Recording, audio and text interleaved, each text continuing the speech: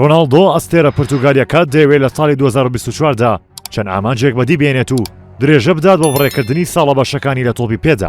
ئەفسانەی پورتوگالی کریستیانۆ ڕۆناڵدۆ بە باشترین شێوە کۆتایی بە ساڵی 2023 هێنا و بەو پێی توانی 54 گۆڵ تۆمار بکات و ببێتە گۆڵکاری ساڵ لە تەواوی جیهاندا و پێش یاریزانە لاوەکانی تۆپی پێ بکەوێت. ئەفسانەی 30 ساڵەکەی تۆپی پێ لە ساڵی 2024دا چەند ئامانجێکی لە پێشەوە دەیەوێت پێیان بگات تا لە کۆتاییەکانی تەمەنی یاریکردنیدا بە جوانترین شێوە مەڵاوای لە عاشقانی بکات. کریستیانۆ ئاسەنگێکی سەرنجڕاکێشی لە پێشە بۆ ساڵی 2024 ئەویش بردنەوەی خولی سعودیەیە کەەوە ئامانجێکی سەرەکێتی لە دووەم وەرزی یاریکردنی بۆ نەسڕ. ڕۆناڵدۆ لە ئێستادا گۆڵکار و ئاسێسکاری خولەکەیە. بە پێی ڕای چاودێرانیش باشترین یاریزانی خولی ڕۆشنە پاش تێپەڕبوونی 19 هەفتە، بەڵام یانەکە لە پلەی دووەمدایە و بە جیاوازی 7 خاڵ لە پاش هیلالی پێشەنگەوە دێت.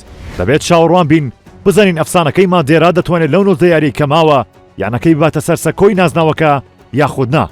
دوو لە ئامانجەکانی تری ڕۆناڵدۆ لەگەڵ یانی نەسر بردنەوەی چامپیۆنز لیگی ئاسیایە لەگەڵ جامی شای سعودیە.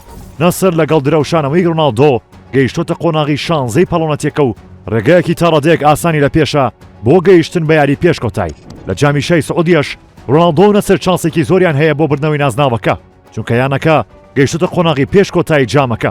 ئەو ئەستێرەیە ئامانجێکی تری هەیە لەسەر ئاستی هەڵبژاردەکەی بە شێوەیەک لە بەردەم گرنگترین ساتەکانیدایە، چونکە لە مانگی 6 ئەم ساڵدا جامی یۆرۆ لە ئەڵمانیا بەڕێوە دەچێت و ئەگەری زۆرە دۆجار بێت عاشقانی یاریزانەکە بە دێرسی هەڵبژاردەکەیەوە ببینن.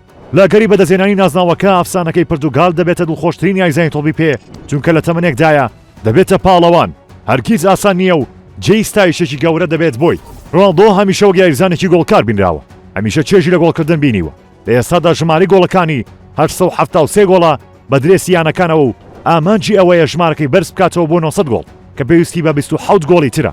لەبەرەوەش ئاساییە دووبارە چاوەڕێی ئەوە بکرێت کە ببێتە گۆڵکاری ساڵ. ئەگەری زۆریشە یاریزانەکە خودی خۆشی ئەم ئامانجەی هەبێت. هیچ شتێکیش لەگەڵ ئەفسانەیەکی وەک ڕۆناڵدۆ ئەستەم نییە. ئەگەر ببێتە پیاوێکی 39 ساڵیش تۆ پێمان بڵێ ڕۆناڵدۆ دەتوانێت لە تەمەنی 39 ساڵیدا ئەو ئامانجە بەدەست بهێنێت یاخودنا؟